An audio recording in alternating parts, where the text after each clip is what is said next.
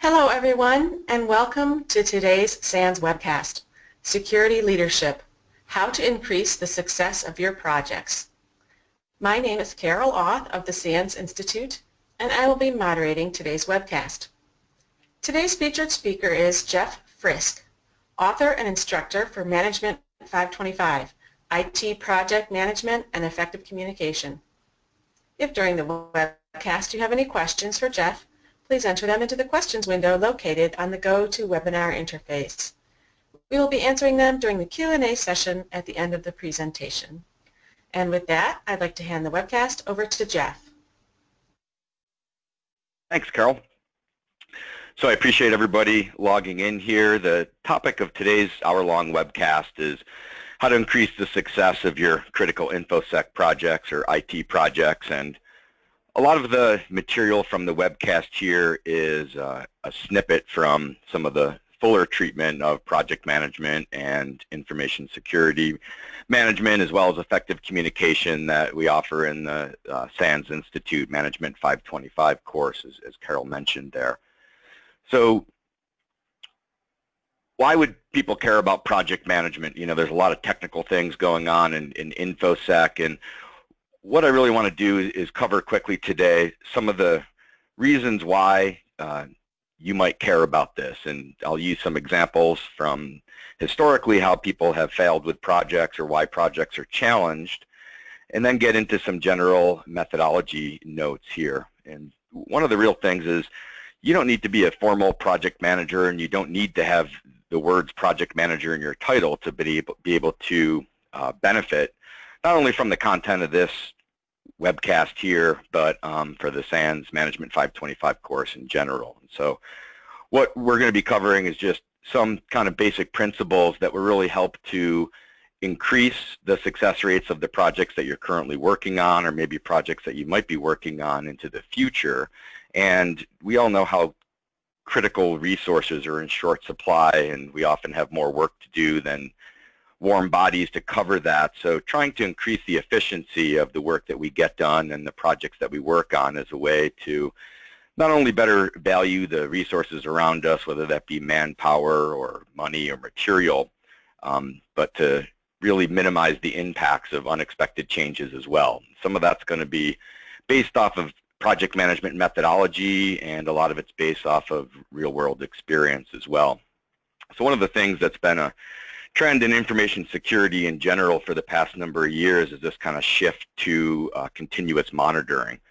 And that's something in the project management landscape that we've been doing for quite some time. And a number of the tools and techniques that we're going to cover today, as well as some of the stuff treated more fully in the SANS Management 525 course, are how to set up deliverable-based early warning systems so that we can go through the project processes as well as understand where we might be getting into trouble, because knowing is half the battle there. And as we all know, when things kind of take a turn south or fires come up, being able to effectively communicate what the impacts of those things are to management is really kind of where the rubber hits the road on a lot of this. So in a course, you know, the full Management 525 course acts as a prep course for the PMP credential, and you know that can help with gaining respect and earning more money and things like that. But the real benefit here is kind of real life application of this stuff. I guess for me, the certifications and other things kind of take a side to getting stuff done in the real world. So a little bit more about me. I'm a SANS instructor in the management curriculum. I've also been the director of the GX certification program for the past 10 years or so. I started off with a technical background. I have a degree from RIT in Rochester, New York in engineering. And I have the GSEC certification. I've had that for the past 8 years or so, and as well as the PMP. I guess, you know, the way that I've kind of taken on project management in my life, it's never been a real goal of mine to say, hey, I want to have the project manager emblem across my chest. You know, when you see kids dressing up in Halloween costumes, you don't have too many project manager costumes out there, right? But I guess I realized being able to communicate effectively with a technical background to management side of the house, as well as customer facing, and to talk intelligently about risk management is one of the things that kind of springboarded me from being more of a technical resource into being able to manage projects and get things done. And in my life, I think mainly, instead of thinking of myself as a lifelong project manager, it's really trying to get things across the goal line and to keep up that effective communication. So I'm going to base some of the content here of my life experiences as well. And the kind of thirds that I have broken out for this hour-long webcast, the first part of it is going to talk a little bit about why you should care and looking at some historical data from projects of why projects have failed and where projects are challenged. The second third, we're going to jump into some general methodology notes and talk a little bit about some of the framework that we can apply to make things easier and to increase our communication, as well as to increase our early warning system kind of methodology that's there. In the third part, I'm going to jump into some specific processes and tools and techniques that we can use to actually get better project management on a day-by-day basis. So takeaways for you in this hour that we'll be together here of a little bit why you should care about this, some general methodology notes, and then an intro to some specific tools and techniques that we can use. And the full SANS 525 course is running at the SANS Fire Conference, which is in DC this year from June 13th to June 18th, and then again at the Network Security Conference in the fall. So you might be in the middle of a project right now, most of us are, and again there's kind of the dichotomy between general operations work and what we would define as a project. Looking at the formal definition of a project as a temporary endeavor undertaken to create a unique product, service, or result, a lot of the stuff that we have, in order to be able to put bounds on it and to be able to know when you're done, it's real important to set that up in the correct way. So some top project trends that we see in IT, of course, information security, the kind of vertical that we're in here, is omnipresent in the world. There's a lot of things with cloud computing and data center efficiency, application development, custom application development specifically, and how that transcends into more agile, embodiments is something that we're going to touch on a little bit later as well. I know a lot of times in information security, the business continuity, disaster recovery aspect of things is very important as well. So we're going to look at how to improve the visibility and accountability in any kind of areas of IT projects that we're looking at here. So I would assume if you're in the middle of projects, you're going to be starting projects or taking on a different role kind of as a translator between maybe technical and managerial people, which is a big demographic of people that take the 525 course. What we want to do is kind of begin with the end in mind, and if you can put some of this into play with stuff that you're working on now, all the better. So some examples of different types of projects that we might be looking at. One kind of way that the overall project management framework treats things is typically a product or a project will result in the output of a service, which is very common for infosec and IT type things, or the other side of it is kind of product-based, whether that be hardware or software or custom applications, research and development. Most of the work we do in infosec is typically focused on service, and there's also a big compliance kind of aspect in that regard as well. Both in the full 525 course and today, we're going to cover project management from kind of both of those sides, looking both at delivering services and delivering products, and the framework that we have can kind of be applied in both of those directions there. So I've often thought that my life as a working adult here have been mirrored by Dilbert cartoons. So I have a few excerpts from some Dilbert cartoons here. And a lot of times, they reference the mythical pointy-haired boss character, but it's kind of interesting how much technical work and how project management focused a lot of the Dilbert cartoons of old are. So I'll throw a few of these in there for maybe a little bit of comic relief and also to kind of mirror things that we see in real life here. Understanding that we all have historical basis from where we act.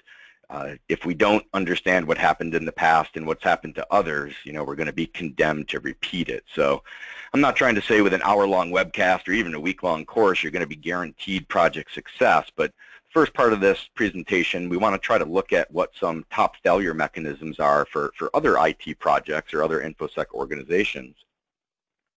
And I think by understanding what some of those common pitfalls are, you'll be able to avoid making the same mistake over again and again with some of the things that you're working on. So looking at some initial data that we have here, we talk a lot about projects being successful, but there's a lot of gray area where we talk about projects being challenged. They can be challenged in a number of different ways, and we might define outright success or failure in very black and white terms. And there's a lot of middle ground to go over in some of those areas as well.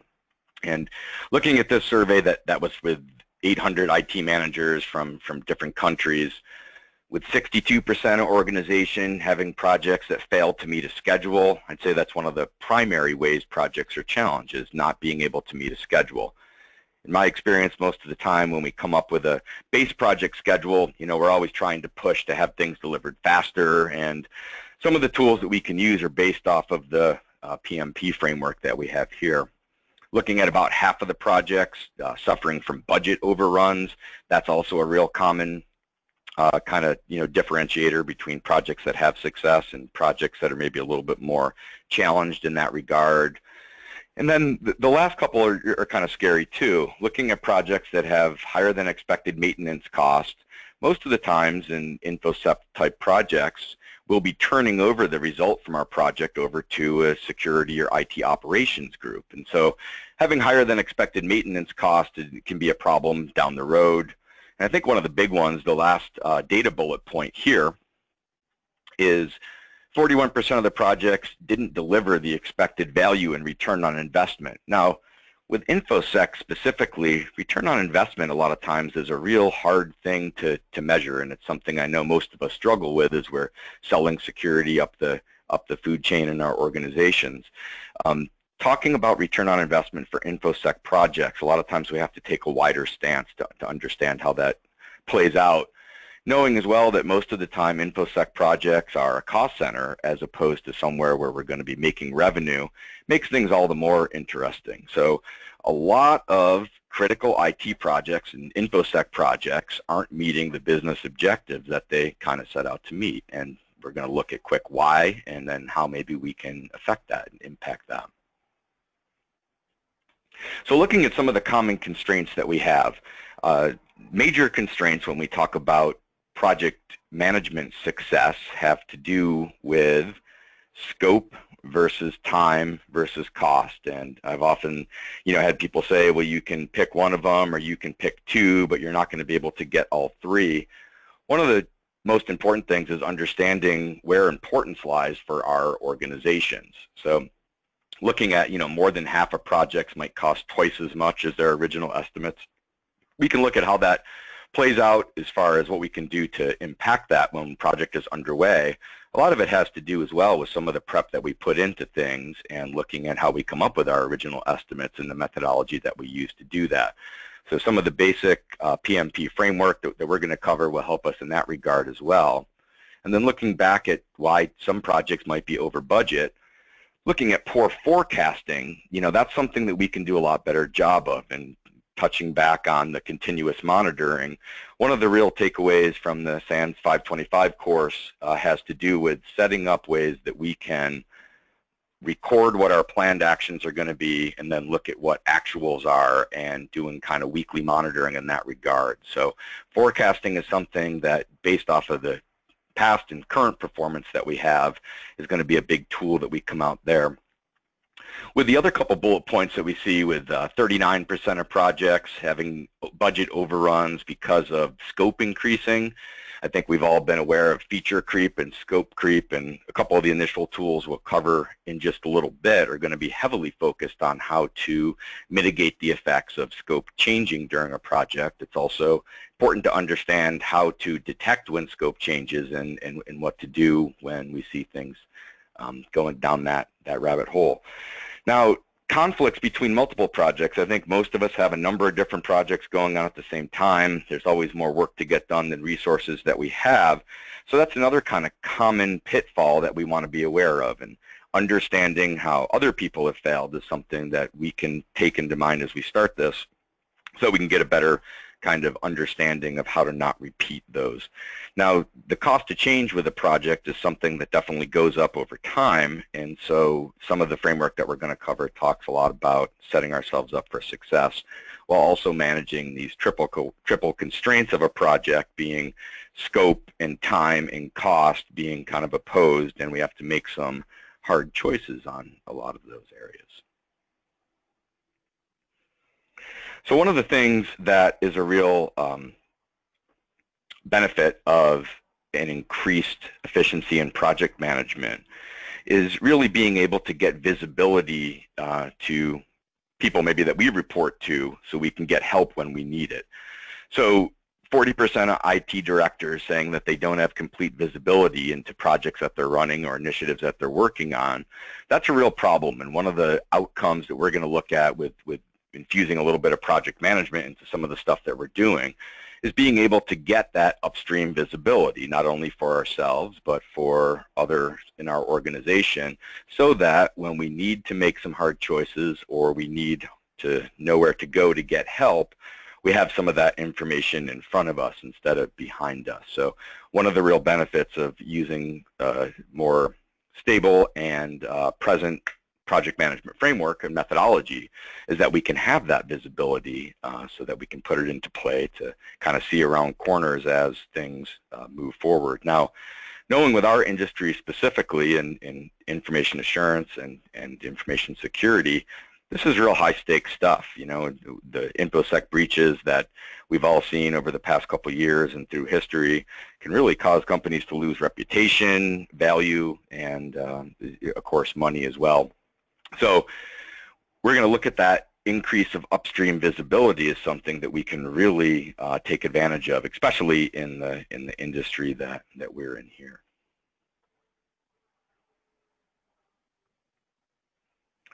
So methodology. I've worked for a number of different large and small organizations that all have different specific methodologies for how they approach project management. And it's not that you have to have the exact same methodology as another organization, but some kind of formal methodology is really going to help. So working within your organization's guidelines as well. And a lot of times I suggest that people set up some kind of specific structure for your department or for your projects and your project teams that you're working on. And so the specific set of tools that you use or that you have available to you, a lot of times is less important than you have some methodology that you can work with. And it's never too early to start that if you're in the middle of a project now, employing some methodology, and some of the processes that we're going to look at in just a little bit can really help get things on track from the get-go. And again, that kind of flows back to continuous monitoring and being able to understand if things are behind or challenged in some way, how to get the right forecasting and visibility to management so that we can make the right choices and the right decisions. So one of the methodology points that we're going to kind of carry through is planned versus actual value. This is also a tenet of the project management framework. Being able to plan out what work we think we're going to get done and who's going to accomplish the work, and then comparing that to actual value as we move forward through time. Now, I can think of this as weekly status reporting, and that's going to be kind of the basis for a lot of the forecasts and framework that we put into play. Now, not only does it help you, personally to be able to understand what work we plan to get done, but it really helps to set up a culture of accountability. And I think in this day and age, everybody likes to start projects and start working on things, but a lot of times it's hard to push through to closure. So some of the basic methodology points that we'll look at, or I suggest that you can put into play, are a general kind of area of accountability to making sure that people understand what they're tasked with is going to get followed up on, and that's kind of the basis for some of this planned versus actual reporting. And it's really our job to provide visibility both to the project team and upstream to management. Accurate forecasting and accurate status reporting are kind of some of the basics of what the project management methodology that we would employ kind of starts to take shape. So having just said all that, right, you need to make sure balance is achieved as well. If you only focus on the project management aspects of things, it doesn't typically work out too well. We can have, death by over-managing, and I think that's something a lot of times that comes into play as well. So although we're talking a lot about how not to fail and some of the framework that we put into place, you want to make sure that it's applicable to your environment and that you have the right kind of methodology for the size of project that you have in play. And you can start applying Band-Aids for current projects that you're working on, that's for sure, such as some of this continual monitoring, as well as a little bit of effective communications. And some of the initial framework that we're going to look at here in just a little bit can help with that to kind of set the stage. So in addition to having, effective communication skills and setting up continuous monitoring, of course, application area knowledge is really important. In the project management class, SANS 525, we talk a lot about subject matter expertise. I think that's, nowhere more critical than in our information security application area as well, because this is hard stuff that we're working on. If it was easy, everybody would do it. So you need to have subject matter expertise, and that starts from the beginning of a project where we look at initiating a project and doing initial estimates, along through carrying on the work of the project and being able to capture and forecast correctly as well. So different industry areas, of course, have different best practices and development approach, and we all know in the infosec landscape how important compliance is. A lot of times we carry a big compliance stick as justification for why infosec projects are getting underway. Application area knowledge is something that you really can't do without. So thinking about that and how a lot of times information security is a cost center versus making money for the organization, it kind of even becomes more critical in that regard. So one of the things we want to look at is trying to strategically plan projects, and this information on this side came from a Deloitte & Touche white paper called Adopting the Value Habit. And typically, organizations exist to either serve the public in a nonprofit sort of a way or to generate profits. And project authorization, a lot of time, will hinge on the outcome being aligned with what kind of organizational needs that we have. Although it's not something that we often do in day-to-day life, is to step back and really get a good understanding of what the strategic value of a project would be and how that aligns with overall organizational values.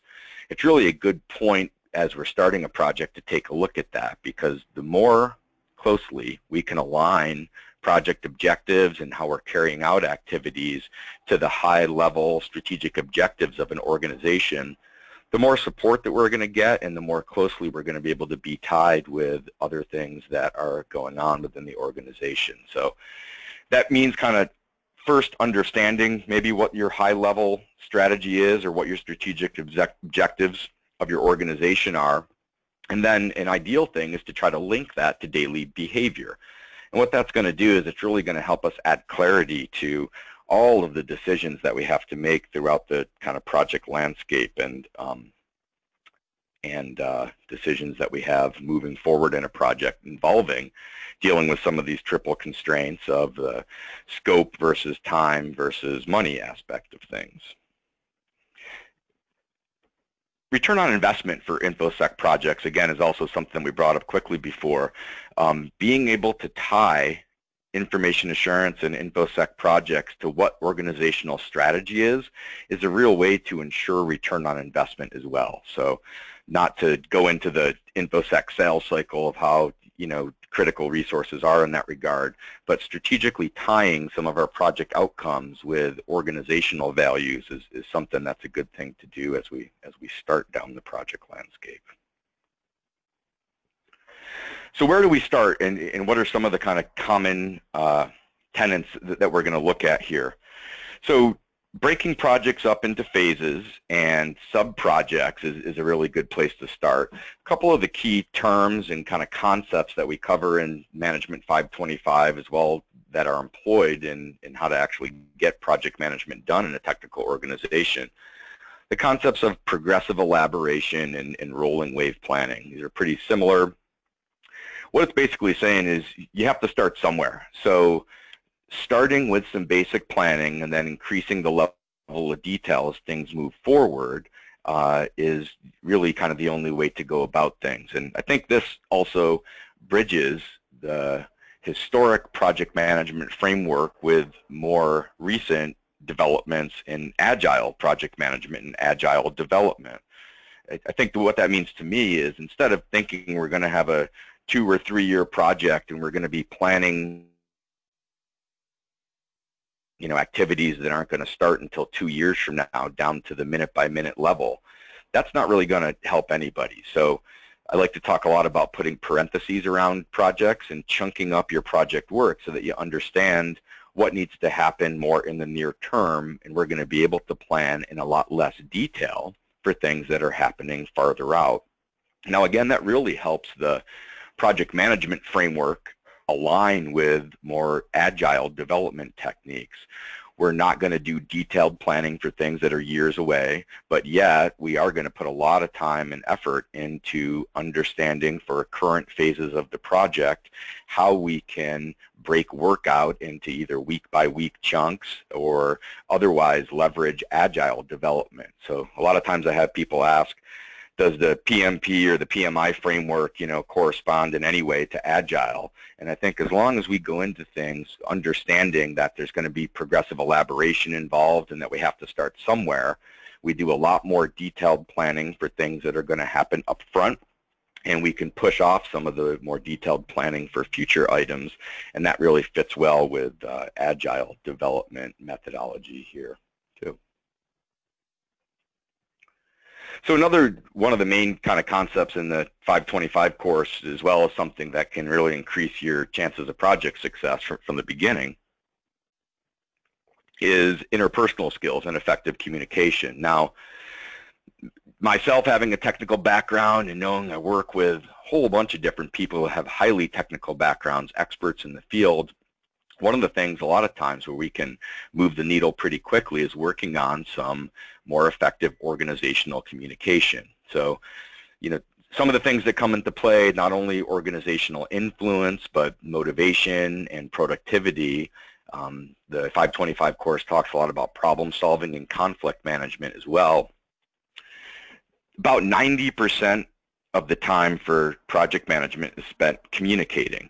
And although a lot of times we work on very technical projects, this is something that I think only becomes more important the more technical a project becomes, because a lot of times it's harder and challenging for highly technical resources to be able to communicate effectively with the management side of the house. And a lot of times in my experience, I have packet wizards who talk mostly about TCP/IP and packets, and then I have on the other side of the house business executives who maybe talk a lot about return on investment and SWOT analysis and things, and sometimes I need to be the translator in between the TCP/IP and the SWOT analysis kind of sides of the table.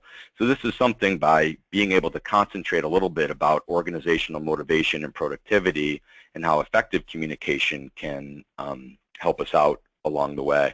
So that just kind of sets the stage for how we're going to employ some of this framework and what some of the takeaways are.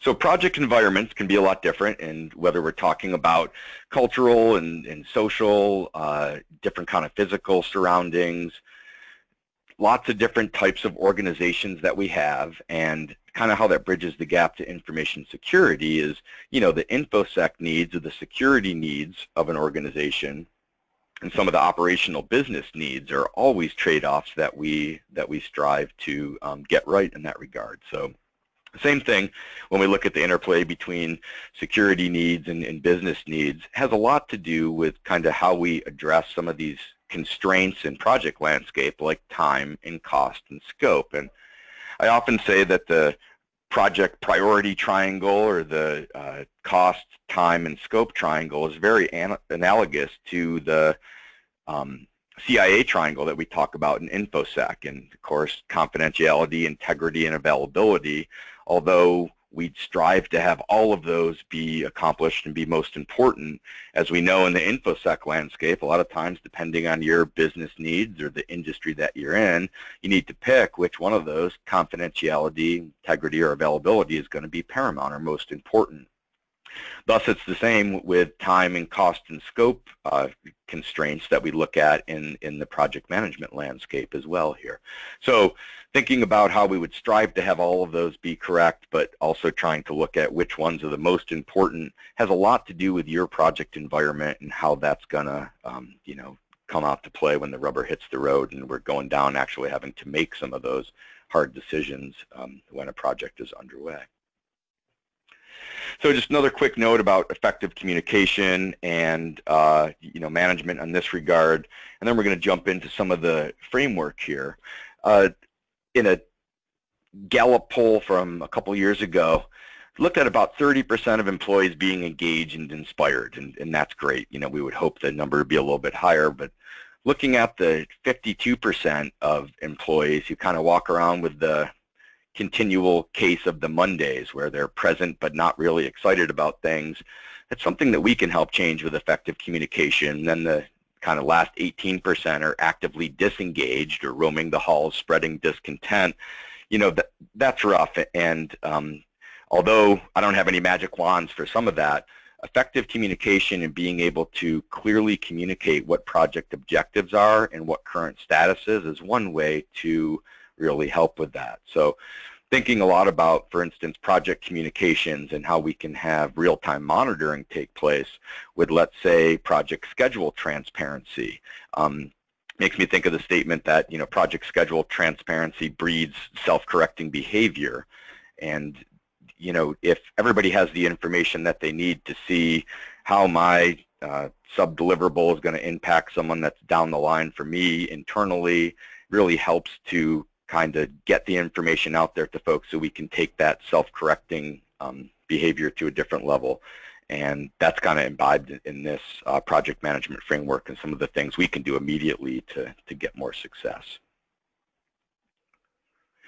So another kind of quick aside on effective communication, looking at 7 in 10 workers say their managers fail to remain calm and constructive while discussing a problem.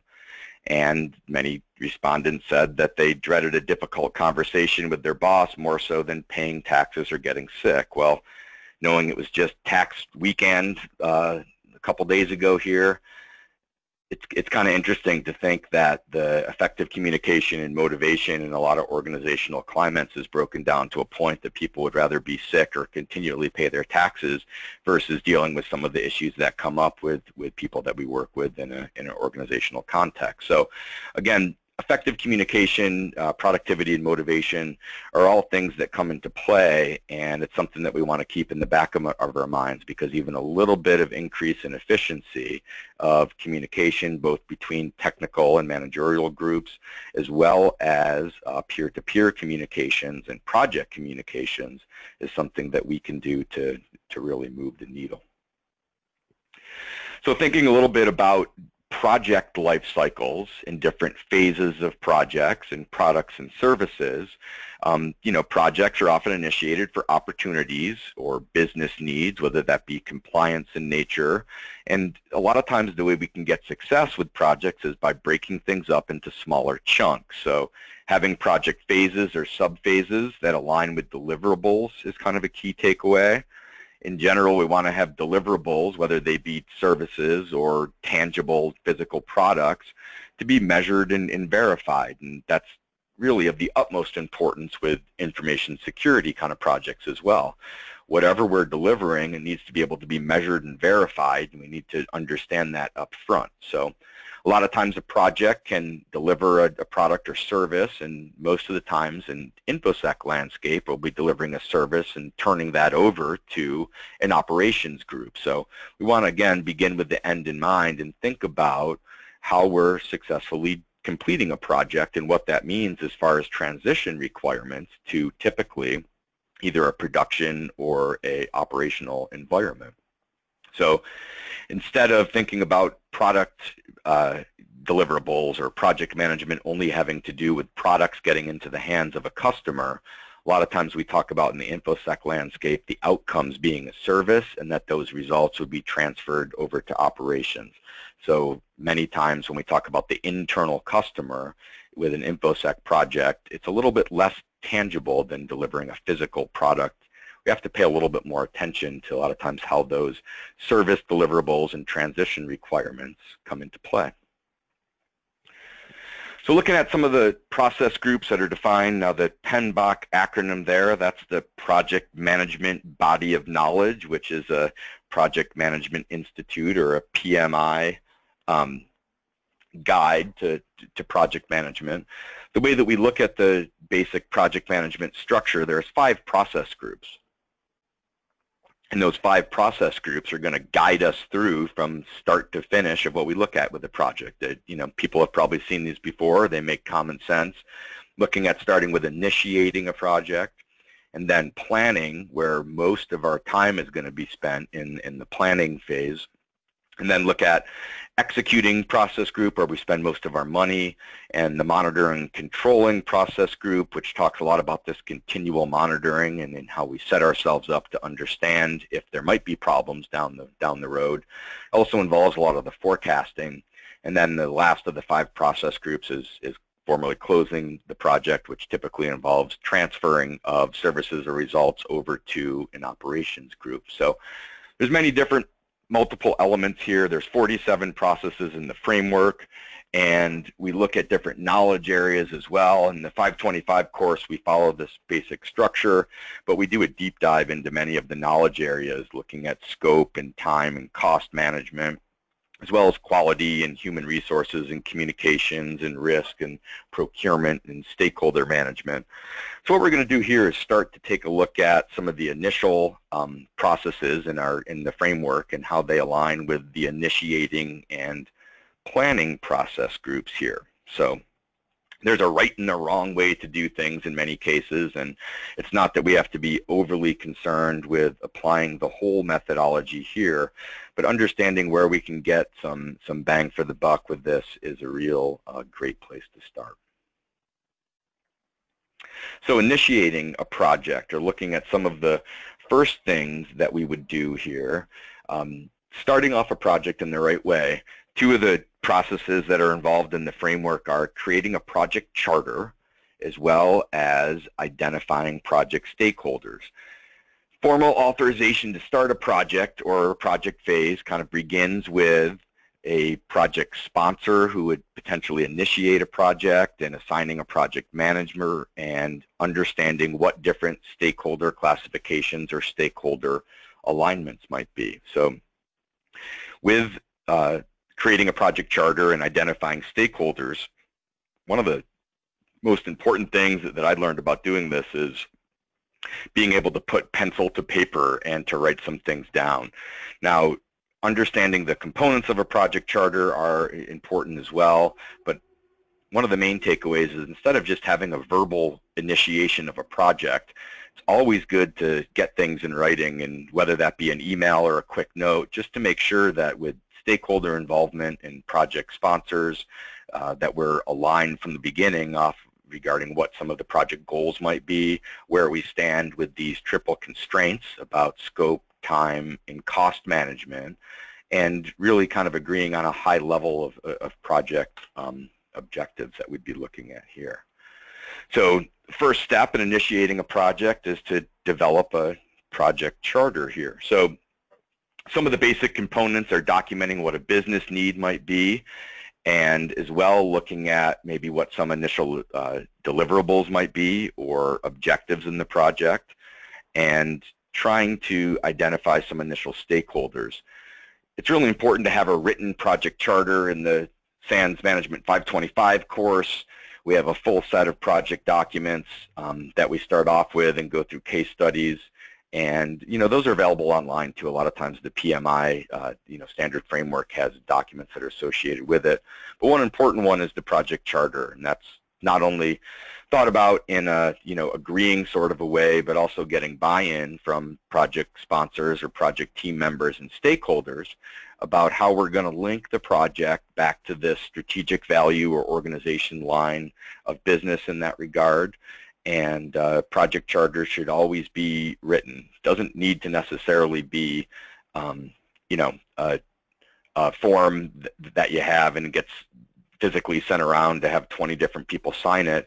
Most of the time for smaller projects that I work on, even using email, right, to jot down some ideas about why we're starting a project, what some of the strategic values are, what some of the objectives are, maybe some of the constraints as well, and getting buy-in from key leadership or stakeholders. That's an important way to start a project to make sure that we're on the same page. Recalling, pitfalls in this area from my own personal experience back in time, getting stopped in the hallway somewhere to have a project sponsor, an executive say, hey, we need you to start working on this type of thing. I found if I just go off and start working on something without getting written clarification of this is what we're doing and we're spending organizational resources, be it time and money on something, it really helps to get clarity. So step one for initiating a project is a written project charter. Step two is going to be identifying project stakeholders. So define stakeholder groups as people or groups that will either be impacted or that will perceive they will be impacted or that will impact a project. And by taking a real wide stance on defining stakeholders and looking at stakeholder analysis, we can really help to define specific needs. Now, in my experience, the relationships and how we define relationships with stakeholders is something that can really make a break or project from the beginning. So understanding for different groups that would either be inside of our organization or outside how to analyze and identify stakeholders is really going to set the stage as we move later on to figure out what kind of communication methodologies we need to set up, as well as when we look at estimating both project deliverables as well as project time and cost associated with projects, making sure we have the right group of stakeholders involved from the beginning is something that's very important. I typically take a real wide stance when identifying stakeholders. It's easy to cross stakeholders off the list afterwards, but it's pretty hard to effectively add stakeholder groups after a project is far underway. So another thing that this helps us do is identify what we need to escalate. And if we have project data that's coming in, big decisions that have to be made, by identifying stakeholders correctly, we can get a real better understanding of where we need to go for help and where we need to go for approval for all different kinds of areas of project communication moving forward. So in this initiating process group, the first two processes of the framework, the PMI framework here, of creating a project charter and identifying and analyzing project stakeholders are two of the ways that we kind of start.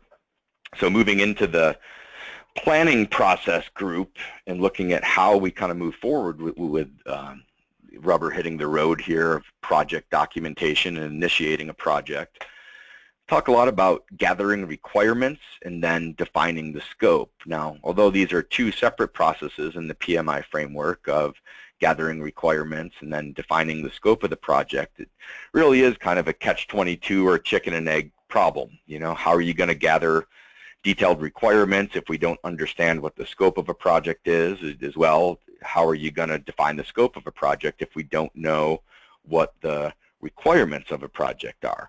So one of the key kind of outputs of this is you got to think back to that progressive elaboration, and we can't be stymied to even start by not having all the answers up front. So again, progressive elaboration or rolling wave planning is key here, and that aligns very well to the agile development cycle. But there's a real interaction between how requirements are going to be gathered, how that relates back to our project charter, where we lay out some of our initial objectives, as well as what stakeholders are involved with the project. So most of the time, when we start gathering requirements on a project, we have an initial idea of what the scope is going to be.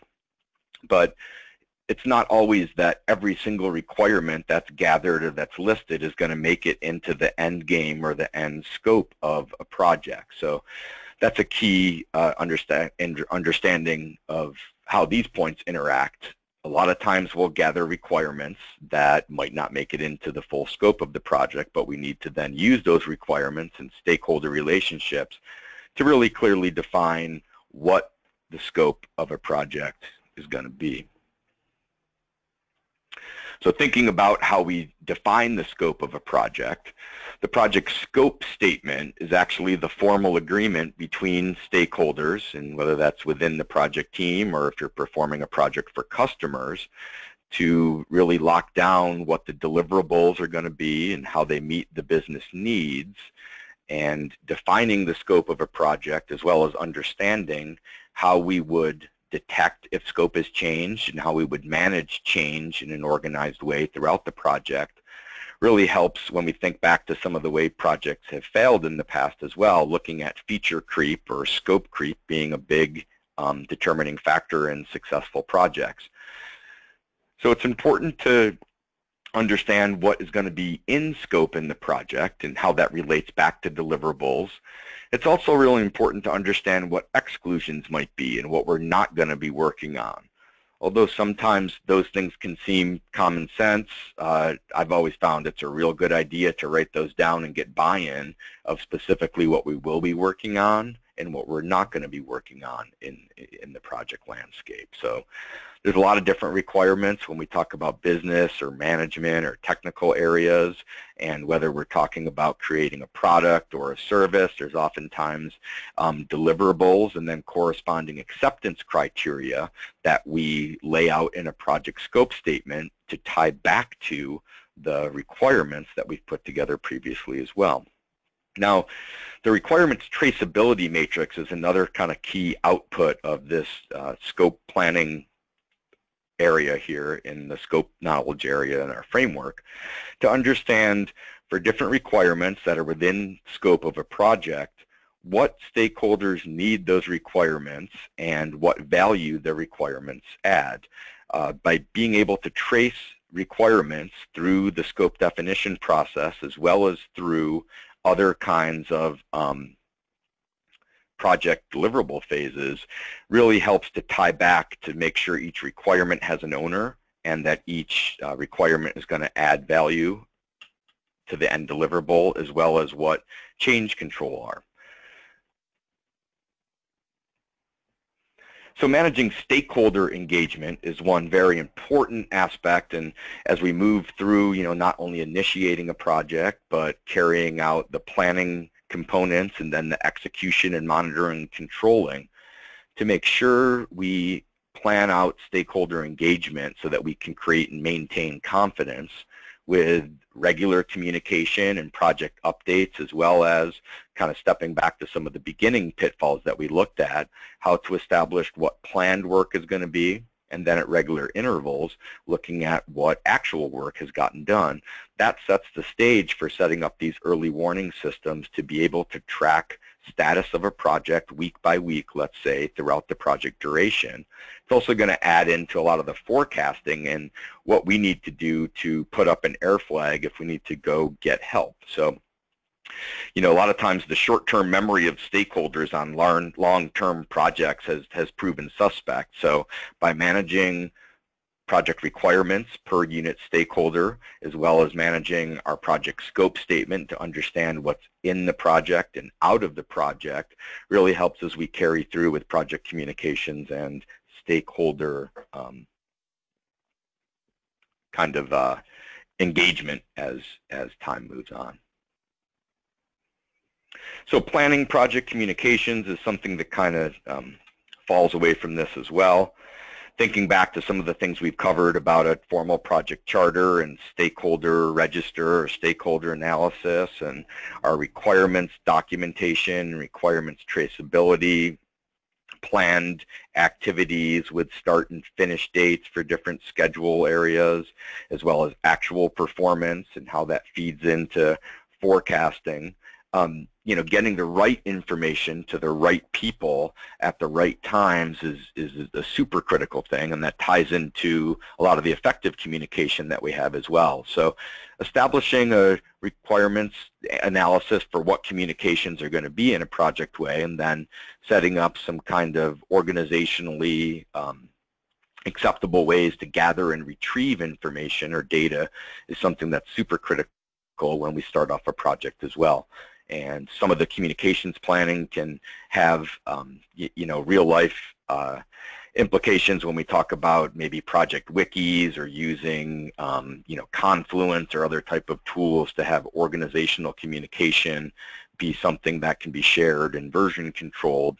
There's a number of different tools out there, but it's more so methodology-wise where we kind of take a step to look at this and how we can begin with the end in mind, not only with what our end goals are, what deliverables and acceptance criteria are going to be, but how we trace those through requirements and defining the project scope to then put the communications plan in place to be able to work through that to completion.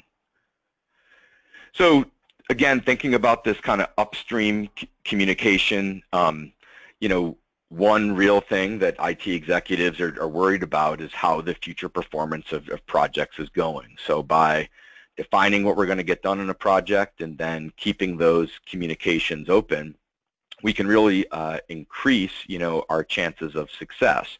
Compliance requirements are pretty complicated. Budgets are getting cut sometimes. The infosec landscape is very complex, and there's a lot of risk here. So having visibility into what the actual planned and performance is really gives us a leg up to help ease the minds of global IT or infosec executives in that regard. In the SANS Management 525 full course, we have all the tools necessary to do that, and as well as full kind of document suites for projects. And thinking back to some of the concepts that we've covered, the real end game is being able to manage project communications in a way that we can increase our chances to success, as well as to be able to understand when maybe we're over budget or the scope of a project might change, or we're faced with decisions to change the scope of a project and what the impacts in that regard might be. So one thing, that I've seen time and time again is you really don't need to have project management in your title. You don't need to be a lifelong project manager to be able to get some of the benefits out of this. And I remember back to very technical resources who I've worked with on project management topics, saying, hey, I'm never gonna be the only project manager in my organization. It's never going to be my primary area of responsibility. But by being more familiar with some of this framework, people aren't going to be able to fool me anymore. I know what scope means now. I understand how something included in the scope is something we have to get done, and something that's excluded from the scope, is maybe something that we're not critically focused on. So if you have a strong technical background and find yourself involved with more project type things, this PMI framework can go a long way to increasing your effectiveness or being able to make projects more successful in your organizations. The kind of bottom line with a lot of this project management framework and how we apply it is to increase your chances of success by getting some laser focus on what objectives are going to be, being able to critically look at the utilization of resources, and then just as is analogous to the infosec CIA triangle of confidentiality, integrity, and availability, in the project landscape we're going to look a lot of times at managing time and cost and scope to kind of move forward in this era of accountability to finish what we start, and look at also how we use stakeholder analysis and stakeholder relationships to kind of continue to build that effective communication, as well as being able to learn from lessons in the past. And whether you have a very stable project environment or a program management office, being able to capture lessons learned and applying those on more micro cycles is something I've benefited from greatly as well. Looking at what we did right in the past couple weeks that we want to continue doing, as well as not failing in the same way twice in a lot of times in that regard. So there's a lot of other key topics. Again, in an hour-long webcast, we're not going to be able to cover all of the project management material, but from some of the initial concepts that we went over based off of accountability and effective communication through developing a project charter and identifying stakeholders and looking at gathering requirements and establishing a project scope statement, as well as planning our project communications. Some of the other things that we look at in the full kind of framework are tracing requirements and then setting up acceptance criteria and performance metrics, using a work breakdown structure to decompose the deliverables, and then developing and refining a project schedule, using the critical path methodology to understand which tasks are critical tasks and that will delay the project endgame if we don't get those done when we think we're gonna, estimating and budgeting, value dashboards that can help with continuous monitoring. And we do a number of different effective communications asides in the full Management 525 course as well, to help kind of bridge that gap between technical and managerial resources in that regard. So, the last couple slides that I have here before we look at some questions, just the number of people that have taken the full 525 course have gotten a lot of value out of it. It's a required course in both of the STI master's degree programs, and often one of the more valuable aspects of how people grow in their organizational roles, from maybe starting off as a key technical resource and then kind of moving towards managing more projects and people. It's a trajectory in many of our careers that I think has happened or is happening, and using some project management framework is something that can really help in that regard as well. So we have a couple minutes for questions. Let me see, I have the first one I think I see here.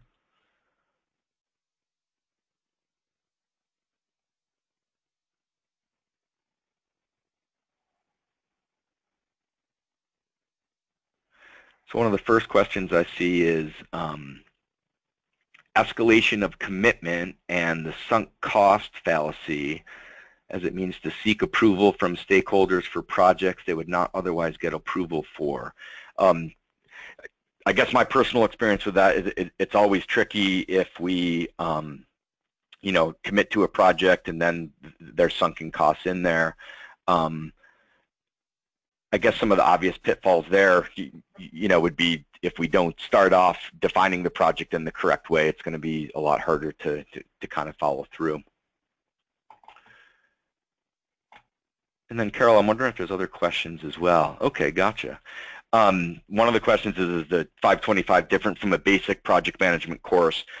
We take case studies in the 525 course that are very directly related to infosec problems in the marketplace and follow those through.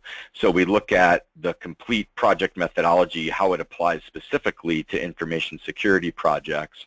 And for me, the proof is kind of in the pudding in real world, as opposed to just being able to maybe take a test or get a credential.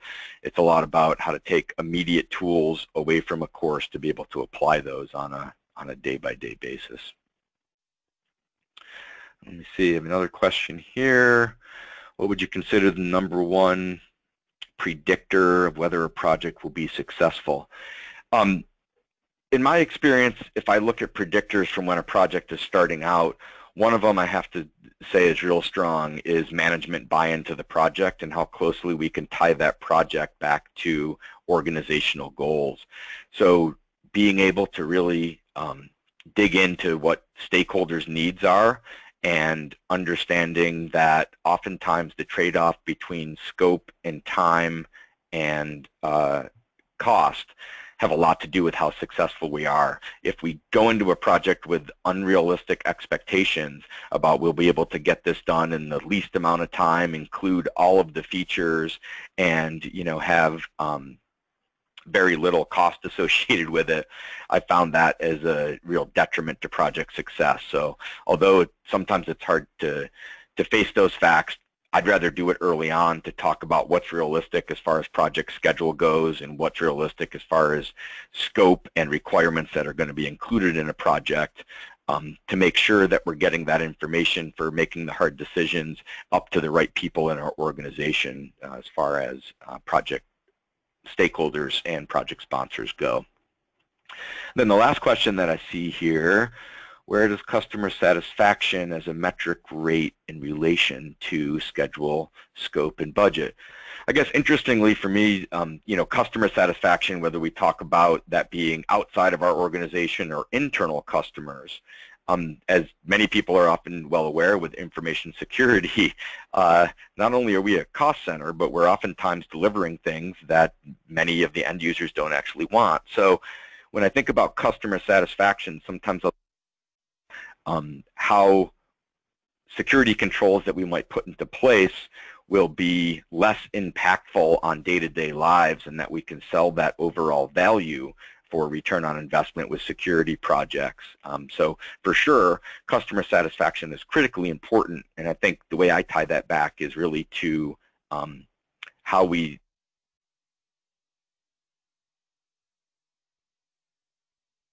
Jeff, did we lose you?